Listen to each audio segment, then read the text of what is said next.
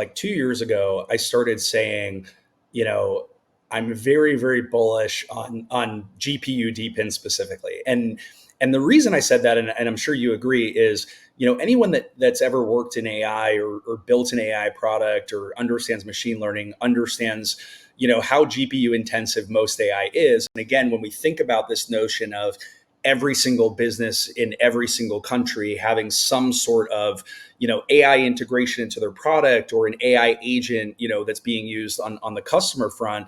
I mean, we're looking at an insane amount of demand for GPUs, right? And to your point right now, most companies are getting those GPUs from centralized solutions, whether it's AWS or Microsoft Azure or Salesforce Cloud. And so what I've always predicted is supply and demand. It's like NVIDIA can only make so many chips.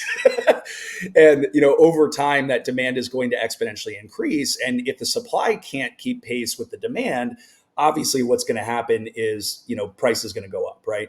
And so I've been very bullish on these decentralized GPU networks because again they offer an alternative solution. And I've seen things like the aggregation of smaller data centers all over the world to create in a sense a similar AWS type experience.